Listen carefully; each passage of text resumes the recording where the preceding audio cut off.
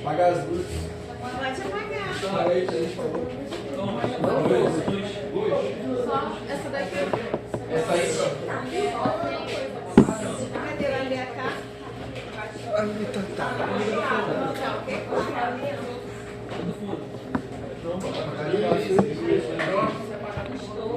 Já, pessoal? Todo mundo acomodado, Álvaro? Alguém tem os dois? Ei, Álvaro. Ei, Álvaro. Só pra colocar aqui cada de cada.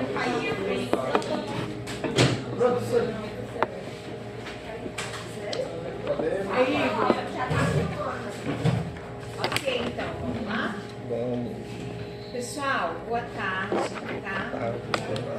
Nós vamos ter uma aula hoje que é a nossa última aula dessa parte de sistemas. Aí vai vir uma ali, acho que a parte de parasita, aí depois eu volto com você de novo, tá bom?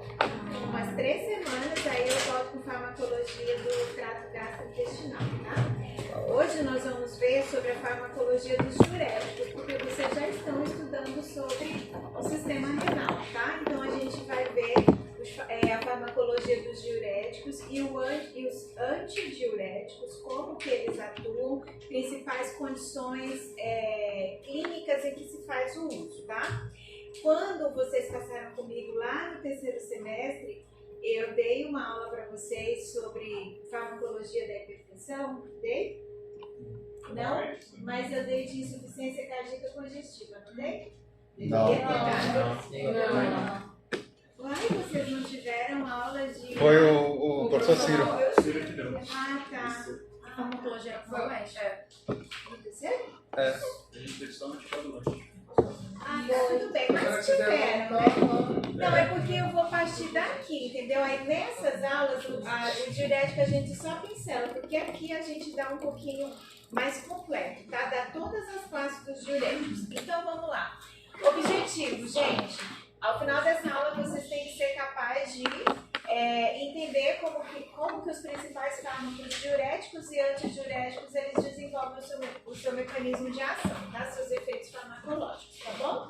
Então, nós vamos fazer uma breve revisão, tá? Da fisiologia renal. E aí, na sequência, eu vou apresentar para vocês os fármacos para que vocês possam compreender de uma forma mais simplificada. E a gente vai ver vantagens, desvantagens, classificação e aí termina, tá bom? Não é muito longo e nem é muito difícil, mas precisa de um pouquinho de atenção, porque os mecanismos são semelhantes, tá? Vamos lá. Então aqui, ó, lembrando, nós temos o quê? Cortex mesmo. Não, nós temos o nefro, né, que é a unidade funcional renal, né? E como que acontece? O néfron ele é dividido por as duas regiões principais, que é a região cortical e a região medular, correto? Na região cortical nós encontramos o quê? Ali o glomérulo, né? E na região medular a gente encontra... As alças de renal. Só a alça? Não. Porque a imagem está mostrando ou porque vocês confirmaram isso? Porque são dois. Muito bem, ok. Mas a imagem ajudou bastante. Ajudou, né? Então tá, gente. Aí o que acontece? O que o néfron ele tem que fazer? Ele tem que filtrar, né? Todo aquele sangue que chega rico em compostos nitrogenados, em excretos, ele precisa filtrar. Uma parte precisa ser absorvida e outra precisa ser excretada. Como é que esse sangue chega no rim? Vamos. Pela artéria renal. Muito bem, pela artéria renal. E aí acontece o quê? Ramificações. Se ramifica. Tá, ramifica. Interlobular. Pode passar esses detalhezinhos que a gente Chega não na precisa artéria deles, não. ferente. Hã? Chega na artéria ferente, é isso? Aferente, aí vem pra onde? Glomérulo. Agora começa a ficar mais importante, Cápsula tá? de Baum. Ok, o que acontece aqui na cápsula de Ball? Acontece? Muito bem, acontece a filtração. O que passa? Filtrado, ok, muito bem. O que passa é o filtrado. O que fica? Proteína. Ok, que vai ser reabsorvido, que vai voltar, né? Pro sangue pela... E vai ser distribuído para os órgãos. Ok. Aí, o que acontece? Quando esse sangue chega aqui, olha, pela arteríola efluente, passa pelo glomérulo, o filtrado vai percorrer por um caminho, ok?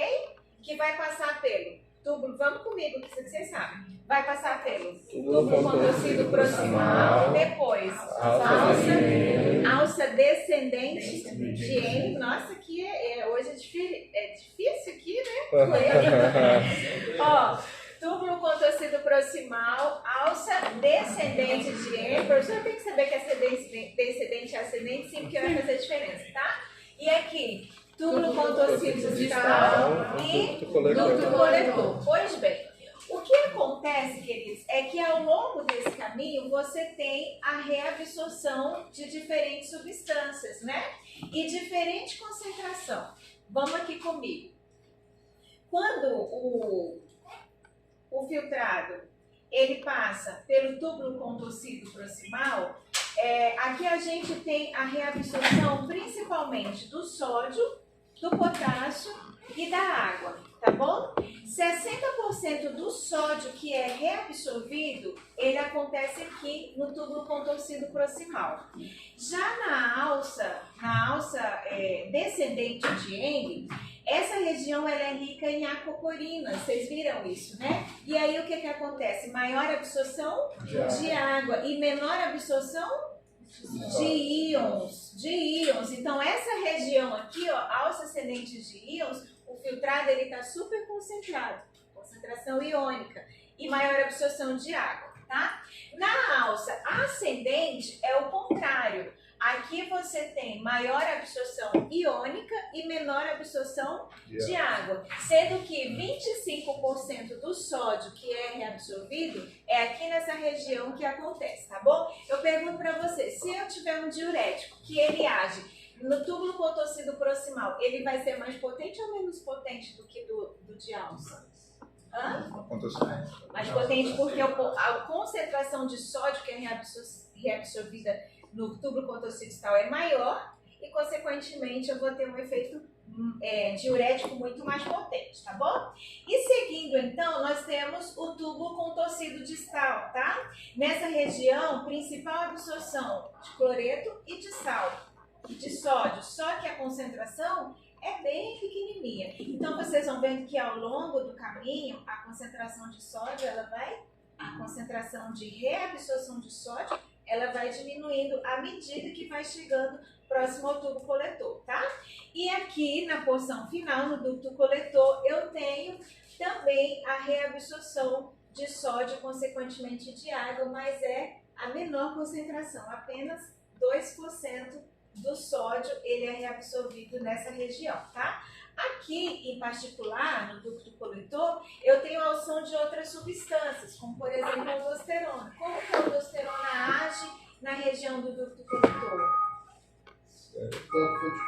Como que ela age?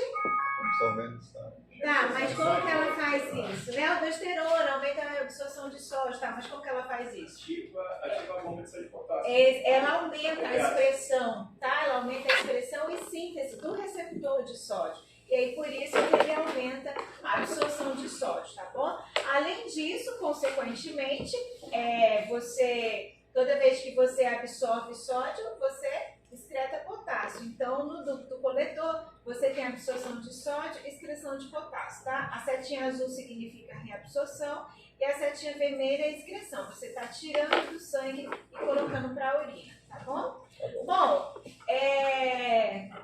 vamos seguir então, tá? Vamos seguir. Até aqui tudo bem, né, gente? Porque agora eu já vou direto para a farmacologia, que é mostrar onde que eu tenho aqui os diuréticos agindo, tá? As diferentes classes e onde eles agem, tá?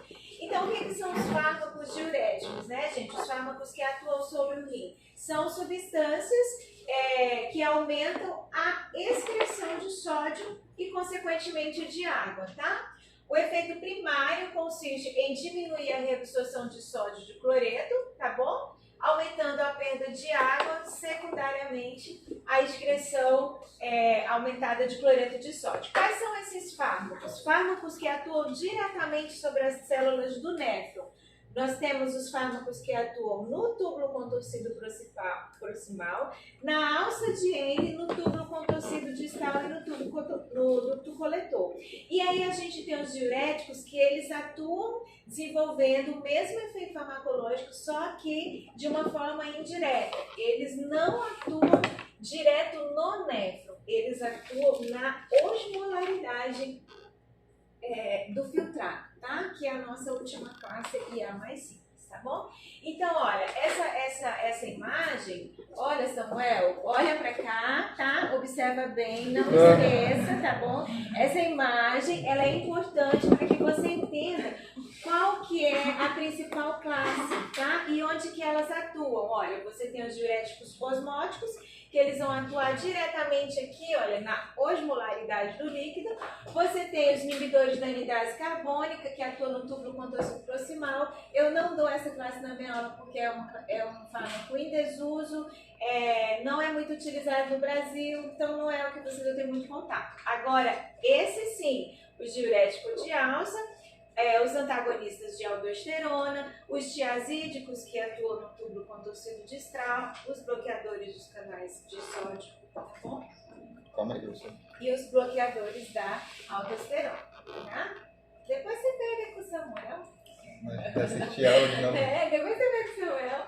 Então nós vamos começar pela nossa primeira classe, que são os fármacos que atuam diretamente sobre as células do néfron na alça ascendente de Henle, tá? Que são os diuréticos de alça. Principais representantes da classe: furosemida e bumetamida. Tem mais? Sim, tem um monte de fármacos e cada vez surgem mais. Mas esses são os mais comuns, a gente chama protótipos da classe, tá bom? Então, furosemida, bumetamida, tá? Como que eles agem, gente? Na porção ascendente da alça de Henle, né? Se são diuréticos de alça, eles agem na alça de Henle, absorção de 25% de sódio. Essa questão assim, 60% é absorvido no túbulo proximal, 25% na alça de Henle, não sei o quê. Isso aí vocês vão encontrar variação entre um autor e outro, tá bom? Então é importante saber, no túbulo contorcido proximal eu tenho a maior concentração, no ducto letor menor, ali na alça de Henle mais ou menos, tá?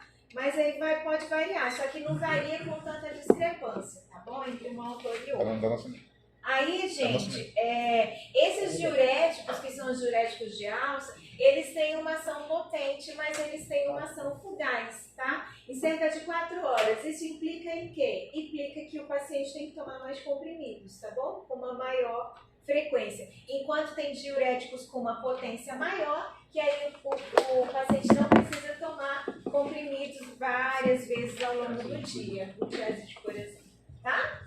Então, vamos lá. Mecanismo de ação. Bom, fisiologicamente, agora vocês que vão me explicar, né? Como é que acontece... Oi? Vocês que vão me explicar. Como é que acontece o transporte, a reabsorção de sódio lá na alça ascendente de Henle? Como é que acontece? Vocês estudaram isso? Não? É a próxima tutoria? Então vamos ter um spoiler aqui, vocês já vão chegar na abertura do conhecimento prévio, ó. Conhecimento prévio. Você já sabe isso aí. Então, bom, existem, gente, nós temos aqui o espaço do lúmen, tá? O espaço intersticial, tá? O espaço intersticial. Então, o que acontece? Eu tenho esse transporte, essa reabsorção, ela se dá através de cotransportadores, de bombas iônicas, tá bom? Que para transportar um íon, sempre tem que remover o outro, ficar fazendo aquela troca, um usa simporte, outro antiporte, mas aqui nós temos um mecanismo de simporte. O que acontece? Para cada sódio que entra, uma molécula de sódio, ele sai do lúmen para dentro da célula. Eu tenho também uma molécula de potássio que sai, tá? Para cada sódio que entra, eu tenho uma molécula de potássio que sai.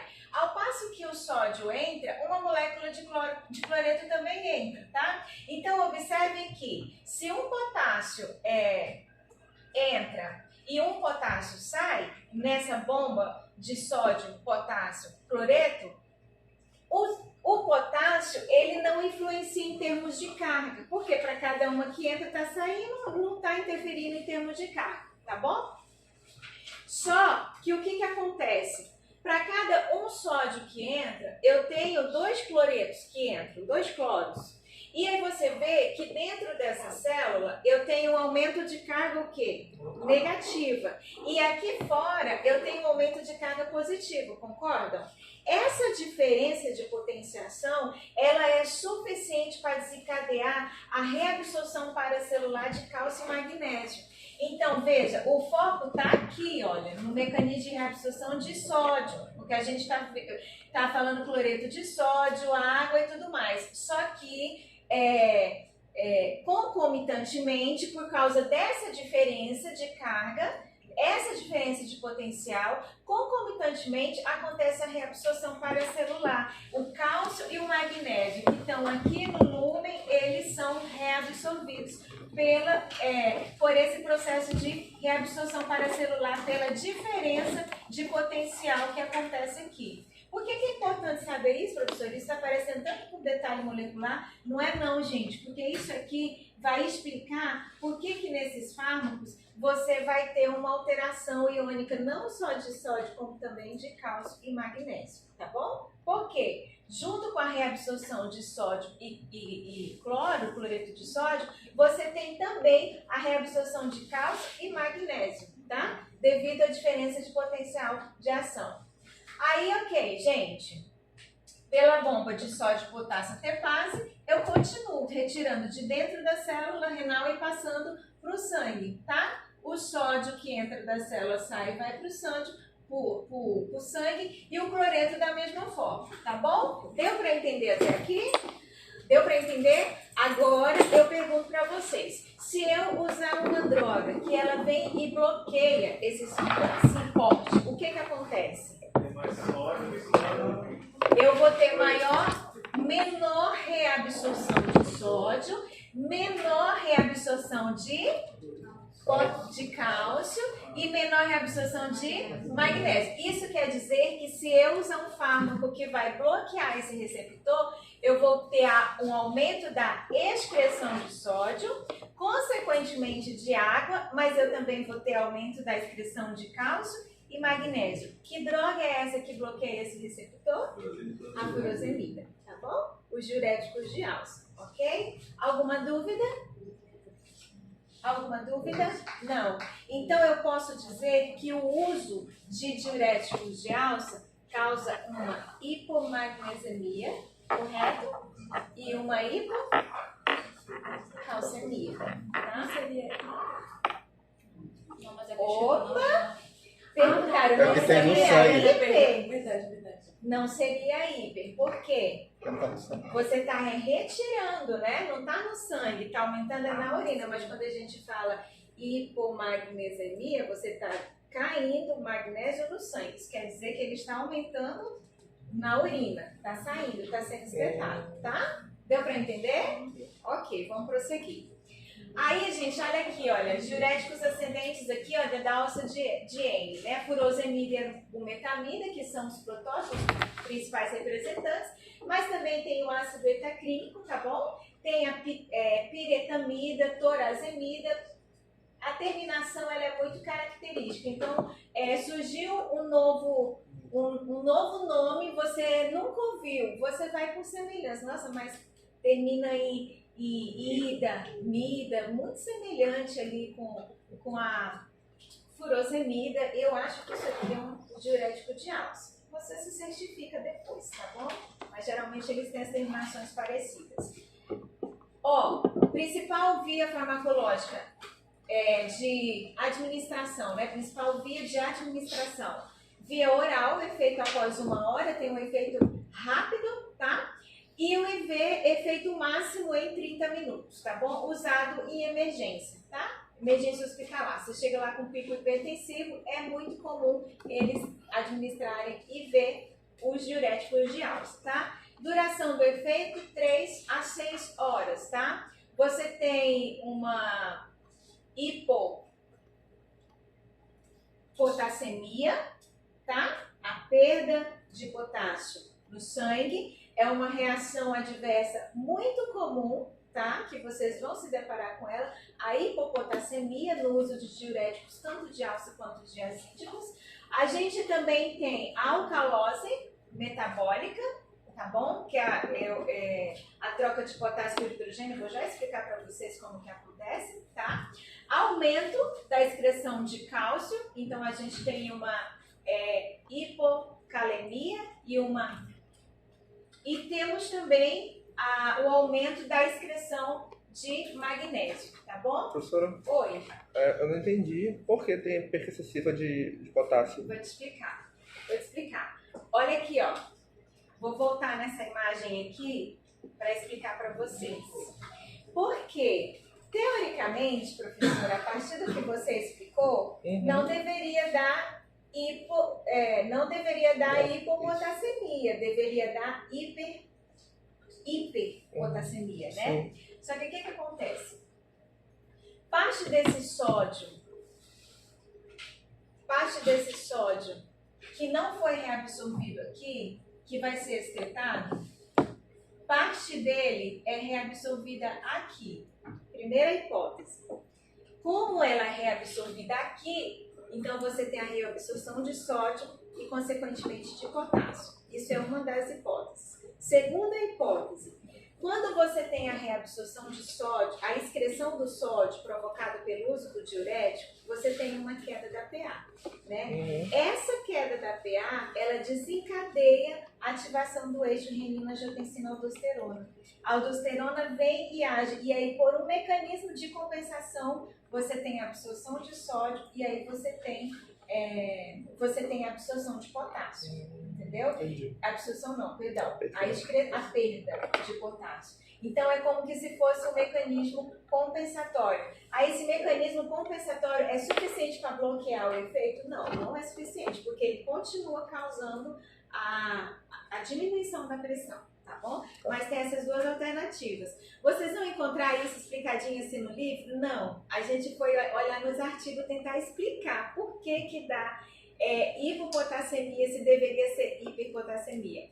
E aí veio uma aluna e me questionou, professora, tem duas questões que o gabarito diz que os diuréticos de alça e os tiazídicos causam hiperpotassemia. Eu falei, me manda a questão, porque todos os autores, no mínimo 3, que é o Hang, o Guy, o Goodman e o Katsung, eles são coerentes em falar que é hipopotassemia. Eu não vi nenhum que falasse que era hiper, apesar da gente querer entender que seja hiper, mas não é. E aí, alguns pesquisadores justificam que é por este mecanismo, né, hipóteses, né, por esse mecanismo de compensação.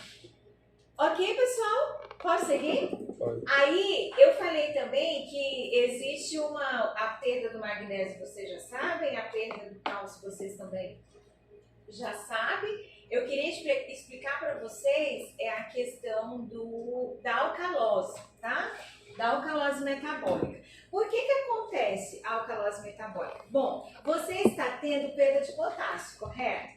Aí, o que acontece quando você tem perda de potássio? Células que são ricas em potássio, elas percebem que a quantidade de potássio está caindo no sangue. E aí, por um mecanismo de compensação, o que elas fazem? Opa, está precisando de potássio no sangue. Eu vou liberar potássio, porque eu sou uma célula rica em potássio. Então, eu vou liberar potássio para o sangue, tá? Só que quando essas células, elas vão liberar potássio, tem que ser aí não, né? Quando essas células, elas vão liberar potássio, tirar o potássio do meio intracelular para o meio extracelular, pelo transportador, elas pegam H+, do meio extracelular e colocam para o meio intracelular. E aí você está tirando o H+ do sangue e colocando dentro da célula. O que acontece com o pH quando eu tenho a queda? Quando eu tenho queda de H+? Fica alcaloso. Alcaloso, muito bem, ele fica alcaloso. Por isso que quando você tem o tratamento com diuréticos de alça, você tem uma reação adversa que se chama alcalose metabólica. É justamente por causa da perda de potássio, mecanismo de compensação em retirar o potássio de dentro da célula para o sangue, e aí, consequentemente, você diminui o H+, tá bom? Posso prosseguir? Excreção diminuída de ácido úrico. Outra reação adversa que o paciente pode desenvolver. Gota. O que é a gota? Gota. Acúmulo de ácido úrico nos ossos, nas articulações. Muito bem, nas articulações. Bom, se eu tenho um acúmulo de ácido úrico, se eu tenho ácido úrico se acumulando nas articulações, é porque esse ácido úrico não está sendo excretado, concorda? Por que ele não está sendo excretado? Muito bem. Eles são competidores. O mesmo transportador que transporta a furosemida é o mesmo transportador que transporta o ácido úrico no túbulo renal para poder ser excretado.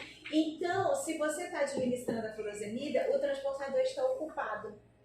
Ao invés do ácido úrico ser excretado, porque ele não está ligado no seu transportador, ele fica livre e volta a ser reabsorvido, se acumula nas articulações e o paciente pode desenvolver gota. Tá bom? Então, o médico ele tem que estar atento ao controle, exames sanguíneos periódicos, tá? Para saber se o paciente está desenvolvendo alcalose, se o paciente está desenvolvendo gota, como é que está a concentração iônica do cálcio, magnésio, porque se ele estiver perdendo muito magnésio, ele pode desenvolver a cãibra, se ele estiver perdendo muito cálcio, ele vai ter problema nos ossos. Isso aqui, e agora, professor, e a hipertensão do cara, o que a gente faz? Você vai ajustando doses, porque quando você encontra uma dose pequena que o seu paciente responde, quanto menor a dose, menor os efeitos adversos. Isso aqui não quer dizer que todo paciente vai ter. Isso quer dizer que são reações inerentes ao tratamento. Tá bom, gente? Pode prosseguir?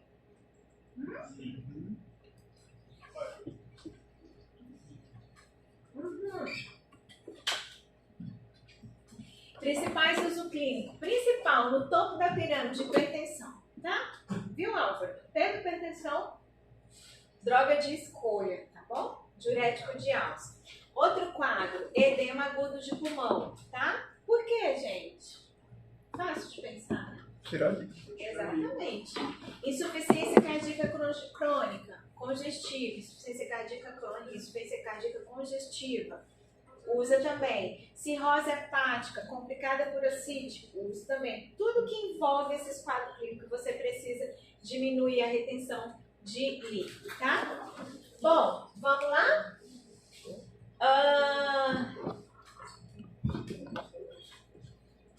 Segunda classe de fármacos que atuam diretamente sobre as células renais. Qual seria? Diuréticos tiazídicos, né?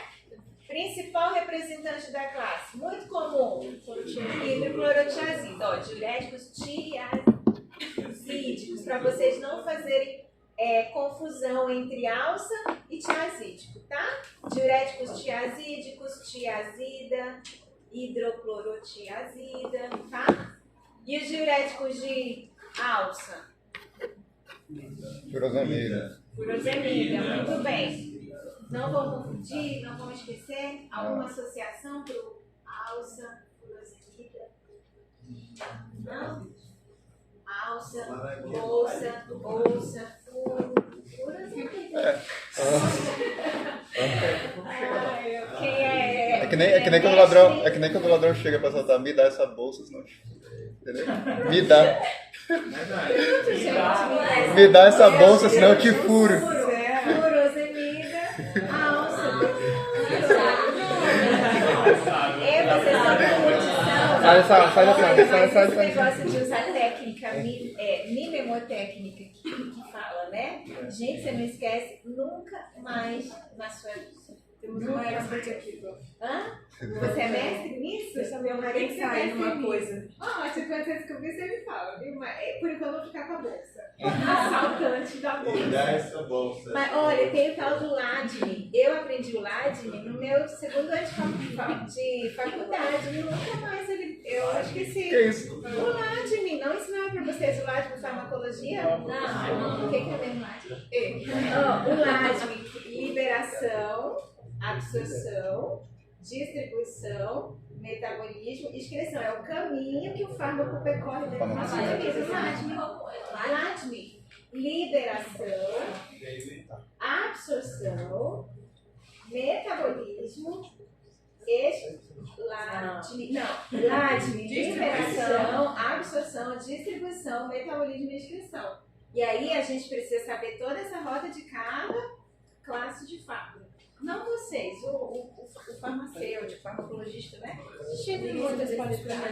Tá bom, gente? Vamos seguir então? Professor. Agora nós. Oi. Ela tá com dúvida aqui, ela tá com vergonha de perguntar. Eu vou bem pertinho pra não constrangê-la.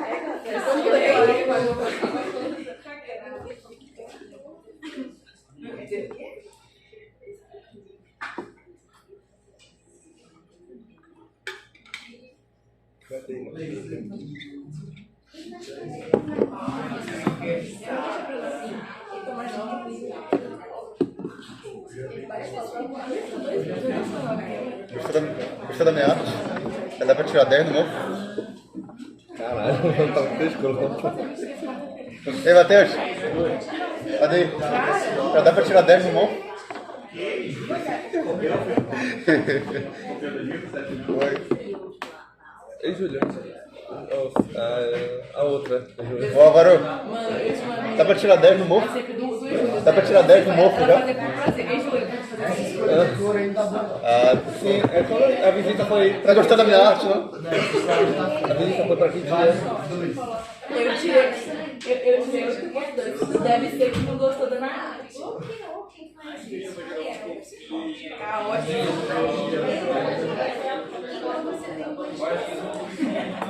E junto com o sódio vai ele vai tirar. Professora, fala pra gente da Natalia. Entendeu? Ela não tinha entendido mecanização, tá? Ela não tinha entendido como é que o líquido do pulmão, por que esse diurético ia tratar o edema no pulmão. Eu expliquei para ela que diminui o líquido de forma geral, inclusive traumatismo craniano. Tipo assim, o edema está no cérebro, usa o diurético. Só que nesse caso tem que ser um efeito muito rápido, aí eles usam o osmótico. Eu vou explicar no final da aula. E aqui nós estamos falando da hidroclorotiazida, que inibe a reabsorção lá de 5% no tubo contorcido distal, tá bom? Menos potente que os diuréticos de alça, obviamente, né? E efeito diurético moderado, tá? Agora eu pergunto para vocês, olha como é simples. Como é que acontece, Thalila, a absorção do sódio, tá? No túbulo contorcido distal. Como que acontece? Absorção? A absorção. Eu tenho um simporte, exatamente, que faz aqui, exatamente, que retira o sódio para dentro da célula. E da célula, por outro canal, que é sódio potássio ATPase, ele retira da célula e coloca no sangue, tá bom? Para cada sódio que entra, um cloro, vocês não tem o potássio envolvido nessa bomba, então você não tem a reabsorção paracelular, tá? Aquilo só acontece no de alça. Logicamente que no tratamento com hidroclorotiazida você não vai ter aquela reação adversa, que é a hipomagnesemia, muito bem, a queda do potássio, tá? Do cálcio, tá? E ok, e é simples assim, o simporte, tá? O simporte de sódio claro, ele é responsável pela reabsorção do sódio. Aí eu pego a hidroclorotiazida e administro. O que a hidroclorotiazida faz? Bloqueia o simporte de sódio e cloreto. Tá bom? Se ela bloqueia esse aqui, o que está acontecendo com o sódio e cloreto? Vai ficar na urina, tá? Não vai reabsorver. E aí, consequentemente, eu tenho o efeito diurético. Tá bom? Oi? E agora eu pergunto, excreta magnésio? Não. Pois é. Não, porque no simporte de cloro-sódio você não tem a participação do potássio.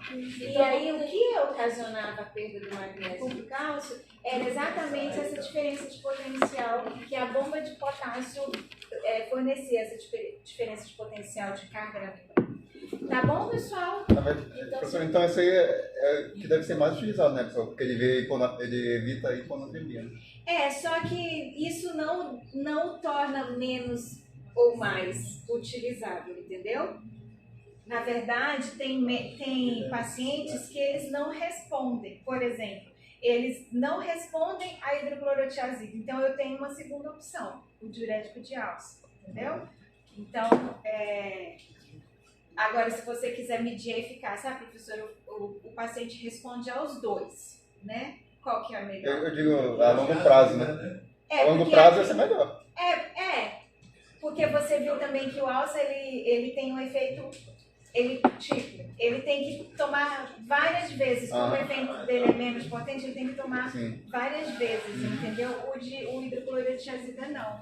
Gente, vocês viram como é simples isso aqui? Só que a hipopotassemia, ela continua acontecendo, pelo mesmo mecanismo que eu expliquei do diurético de alça, tá bom? Você continua tendo perda de potássio. Se você tem perda de potássio, você também tem alcalose metabólica, tá? Então, são duas reações também desses medicamentos, tá? Perda de potássio pode ser grave, hipocalemia ou hipopotassemia.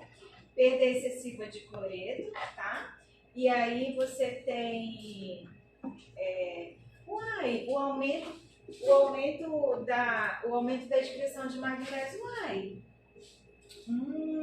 Vou procurar. Por quê? Porque não deveria, já que não tem a questão paracelular. Você que colocou, né?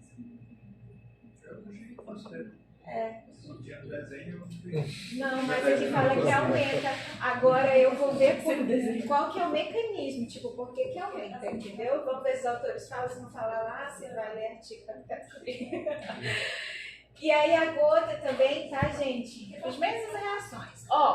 Com baixas doses, que é 25 mg ou 12,5 mg, diminui efeitos colaterais e mantém a eficácia antipertensiva. Então, o seu objetivo é tratar o paciente com menor dose possível. Usos clínicos: hipertensão, insuficiência cardíaca congestiva, tá? Edema periférico grave, cálculos com hipercalciúria.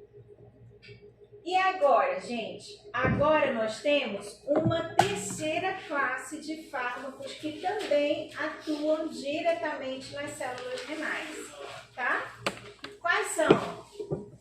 Os fármacos que a gente chama de poupadores de potássio. Então vejam bem, diuréticos de alça, diuréticos tiazídicos, eles não são poupadores de potássio, pelo contrário, tá? Eles são excretores de potássio, tá bom? Mas eu tenho uma classe de fármaco que não tem essa reação adversa. Esses são chamados de poupadores de potássio, tá bom? Quais são eles? Bom, eu tenho aqueles que agem diretamente poupando o potássio, que é o tipo 1, amilorida ou trianterono, não, é triantereno, tá? Amilorida ou triantereno. O que ele faz? Ele diminui o número de canais de sódio no túbulo contorcido. Lá no túbulo contorcido não tem absorção de sódio, ele diminui esses receptores que promovem essa absorção. Então, consequentemente, você vai ter... Aproximar isso daí que você estava falando? No ducto coletor, lá no finalzinho onde a gente tem... Diminui o número. Porque para entrar sólido tem que ser potássio. Oi? Para entrar sólido tem que ser potássio, então se não entra sólido, tem que ser potássio. Não é isso? Sim, por esse simples mecanismo. E tem a espironolactona, tá? Só que a espironolactona, qual que é o papel dela? Ela compete com a aldosterona. Então, são fracos, né, natriuréticos fracos, 1 a 2%, e obviamente que vai ser fácil, porque eles atuam lá no ducto coletor, e no ducto coletor vocês lembram que é a menor taxa de sódio, só 2%, né? Por isso que eles são diuréticos fracos, tá? E geralmente eles não são usados sozinhos, eles são associados com os diuréticos tiazídicos e de alça para poder você ter uma potenciação do efeito hipotensor e corrigir a questão da perda do potássio. Que o diálcio e o tiazídico tem, tá? É, Então, olha só. a dúvida ainda é, nessa absorção de sódio, ele não vai agir no túbulo contorcido proximal? Porque a maior Túbulo parte, contorcido proximal, né, a maior parte da absorção de sódio não é lá. sim, mas o mecanismo de ação dele não é lá. O mecanismo de ação dele é nos receptores de sódio no ducto coletor. Se você estivesse em busca de uma redução da pressão arterial pelo efeito diurético, só com o uso do poupador de potássio, você não teria muita eficácia porque ele tem uma baixa potência. Por quê? Porque ele só atua no ducto coletor. O receptor dele é no ducto coletor. Só que o sódio que é reabsorvido no ducto coletor é uma taxa muito pequena, tá entendendo? Aí o que aí tá, só que ele tem uma característica especial. Ele poupa o potássio. Ele não deixa o potássio ser lembra que eu te falei, uma das hipóteses da hipopotassemia é que o sódio absorvido lá no ducto coletor, ele é absorvido e o potássio sai? Sim. Pois é, esse fármaco bloqueia isso. Se está bloqueado, então o potássio que deveria ser excretado pela reabsorção do sódio não vai ser excretado. Então, ele geralmente é usado associado com aqueles que perdem potássio. Não é porque ele vai fazer um efeito de controle da pressão, não. Mas ele vai controlar a reação adversa dos que são potentes, entendeu? Que é o diurético de álcool e o tiazídico. Tá? Aí, como que ele faz isso, né? Como que ele faz isso? Os receptores de aldosterona, por exemplo, que é a amilorida, né? Que eu estou explicando. Os receptores de aldosterona, eles são receptores nucleares, receptores mineralocorticoides. Vocês lembram como que eles agem? Não agem imediatamente, né? O efeito farmacológico, ele é resultado da síntese de proteína, ou da aumento da expressão ou da inibição da expressão. Vai depender de quem é o agonista e de qual é o órgão-alvo. Nesse caso aqui, quando eles bloqueiam os receptores de aldosterona, ele impede a síntese e a expressão do transportador. Viu, gente? Aqui, ó, do transportador de sódio e cloro, entendeu? Então, primeiro, é um efeito demorado, né? Não é um efeito imediato, rápido, não imediato, mas rápido, igual os outros, tá? Por quê? Porque o receptor é receptor nuclear. E segundo, é menos potente, tá bom? Mas é por bloquear esse transportador de sódio e cloro que ele inibe aqui, olha, a reabsorção de sódio lá no ducto coletor e, consequentemente, a excreção de potássio, tá bom? Por isso que eles chamam poupadores de potássio. Ó, professor, eu vi que tem dois mecanismos diferentes. tem. Pode falar. Eu queria fazer a pergunta mesmo, para ver se é isso mesmo. Porque a amilorida, ela é um bloqueador dos canais de potássio, né? Enquanto que a outra vai fazer uma competição. É isso que eu pensava. Sim, competição com o receptor. Você fala do... aldosterona, né? Isso. Por isso que eles são assim, ó. Por isso que eu falei, tem duas classes, entendeu? Tem o amilorida e tem a espironolactona, tá? A amilorida... Oi? Além desses três, tem mais? Desse? Qual? O poupador de potássio? Esses dois são os principais, tá? Aí, ó, gente, ó, inibe os receptores de aldosterona, tá? Bloqueando a síntese e a expressão desses genes ligadores aqui do sódio potássio tepase, tá bom? E também os canais de sódio, tá? Bom, e aí eu tenho os poupadores de potássio que eles não são dependentes da aldosterona, tá bom? Por que eles não são dependentes da aldosterona? Porque eles vão inibir diretamente os receptores, os canais de sódio e cloro, que é o que você estava acabando de perguntar, entendeu? Eles inibem diretamente o transportador de sódio, né? E aí, consequentemente, você não tem a reabsorção de sódio, tá? Aumenta a eliminação de sódio e água e aí você retém o potássio, tá bom? Olha, antagonistas da aldosterona, poupadores de potássio, espironolactona, tá? Principalmente Principal via de administração, via oral, tem uma perda muito baixa de potássio, por isso que são poupadores de potássio, tá? Retenção de sódio, acidose metabólica, é o oposto, tá bom? Bom, perda significativa de cálcio e os efeitos não renais, né? Que são, não se trata de um receptor mineralocorticoide. Pois é, então a gente termina tendo alterações hormonais, né? Porque os receptores mineralocorticoides estão diretamente relacionados com os efeitos dos esteroides. Vocês lembram do começo do semestre? Diretamente relacionado com efeitos hormonais sexuais. Então, uma reação adversa da espironolactona é a ginecomastia, tá? E também distúrbios menstrual e atrofia testicular. Nossa, professor, eu vou preferir ficar com hipertensão. Quando olhasse se for um rapaz, então. Mas você tem a concentração baixa, entende? Quanto menor a dose, menor o efeito, tá?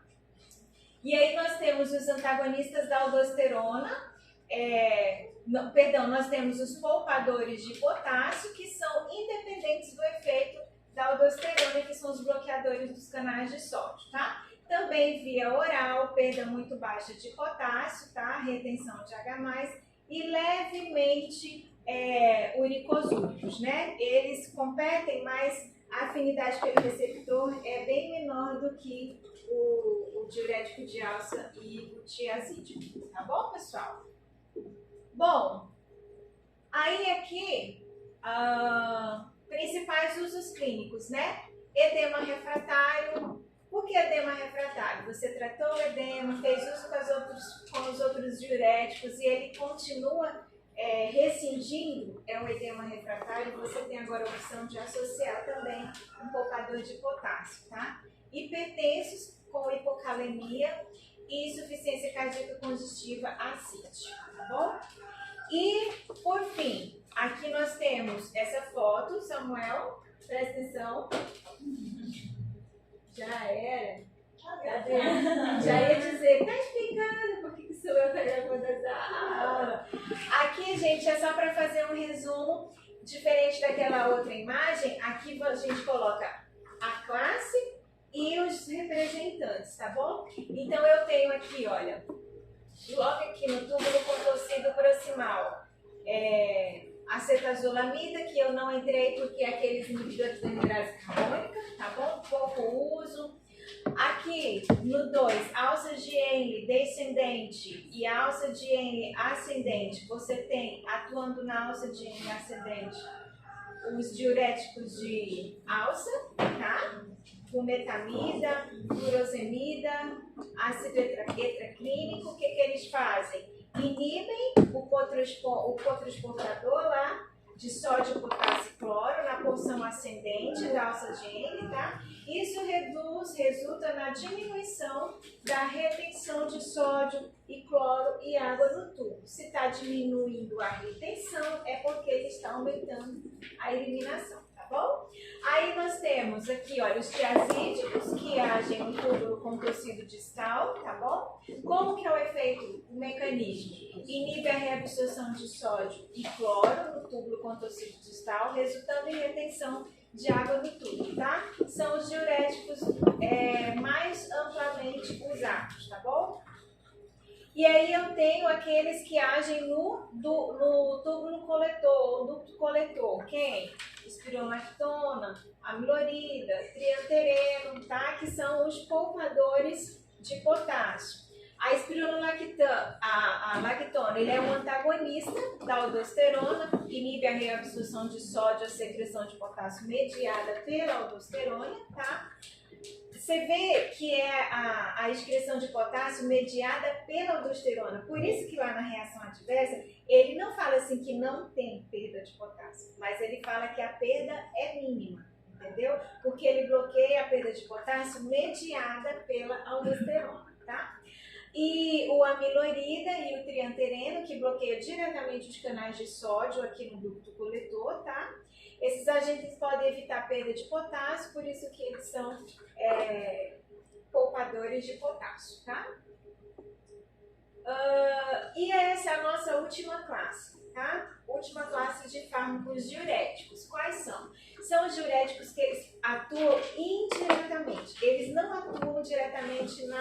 órgãos renais, nem no túbulo, nem na alça, nem no ducto. Eles atuam indiretamente por quê? Porque eles vão modificar o conteúdo do filtrado, tá bom? Eles vão modificar o conteúdo. Quando ele modifica o conteúdo, ele modifica a osmolaridade. E é essa diferença de osmolaridade que vai fazer com que a água seja retirada do sangue e eliminada, tá bom? Olha, quando você administra manitol, que é o principal, né, representante, o que acontece? Quando você administra um fármaco desse, um diurético osmótico, ele é responsável por aumentar a osmolaridade dentro do túbulo, tá bom? Fazendo com que a água migre do tecido para dentro do túbulo, ou seja, está saindo do sangue, dos tecidos para dentro do túbulo. E isso causa a perda de água e a desidratação. Isso é tão verdade que quando você administra o diurético osmótico, na urina você encontra a água e o diurético. Não é igual os fármacos que se liga no receptor, aí sofre metabolismo e tal. Não é assim. Você só administra a substância e ela sai intacta junto com a água, porque a finalidade dela é só alterar a osmolaridade, tá? Aqui, olha, o manitol, né? Principal via de administração, gente, é intravascular. Não existe comprimido com essa finalidade de manitol. Ah, professora, mas e o manitol que a gente usa para lavagem gástrica? Já usaram? Não, é o mesmo manitol que eu estou falando, só que são efeitos totalmente diferentes, tá bom? Esse manitol na dose diurética, ele só é usado de maneira intravenosa em ambiente controlado. Por quê? Porque você aumenta bastante a osmolaridade, você aumenta bastante a eliminação de água, e aí junto você tem o desequilíbrio iônico e o paciente pode deprimir, ele pode piorar o quadro dele. Então você tem que estar em ambiente controlado, de UTI, para quê? Para que a redução do edema, a redução da água ela seja diminuída, principal uso clínico, né? Em situações de traumatismo craniano em que você tem um edema cerebral, você quer diminuir a pressão, tanto causada pelo edema, entendeu? Quanto causada pelo trauma, e aí você lança mão do manitol para que você gere um efeito diurético potente e rápido para que você diminua o edema cerebral, entendeu? Você diminui o líquido todo corporal, inclusive o do edema, tá?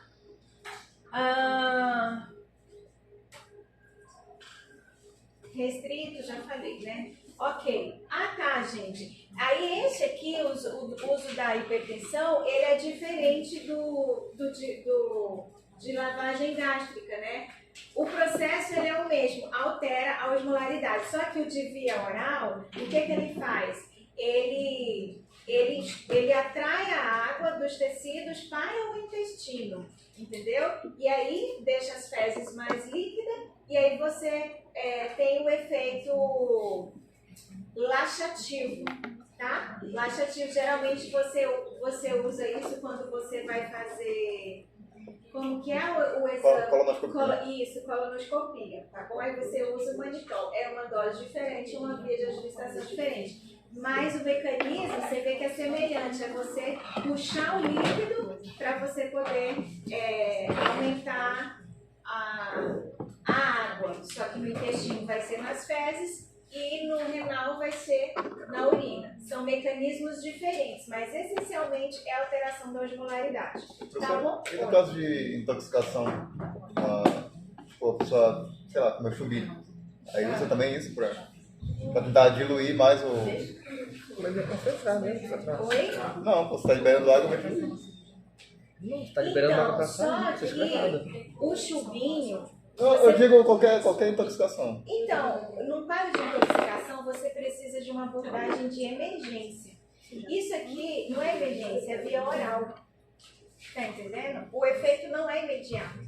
Então, a abordagem são outras abordagens. Eu acho que do chubinho especial que você está falando é quelante, entendeu? Que aí você dá quelante ir ver, e aí vai quelando, isso vai limpando. Mas eu acho que não é a principal medida, porque ele é oral e chubinho tem que ser uma coisa imediata. Mas deve ter esse tipo de efeito laxativo. Professora, esse aí é aquele que eles colocam, como por exemplo, uma criança chega intoxicada que eles não sabem o que foi, que ela comeu alguma coisa, que tomou uma cura, aí coloca e ela vai vomitando. É isso?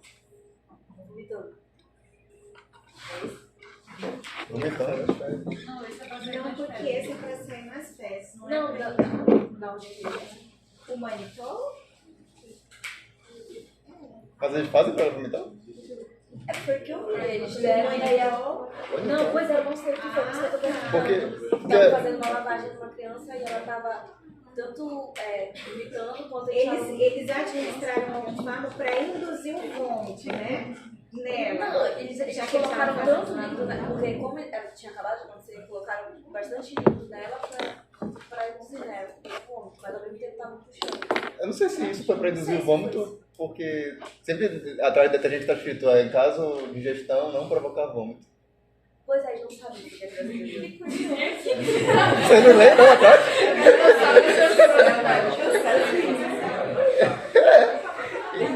Detergente, alguma coisa. Tem que falar de café, é ótimo. Tem que falar a verdade.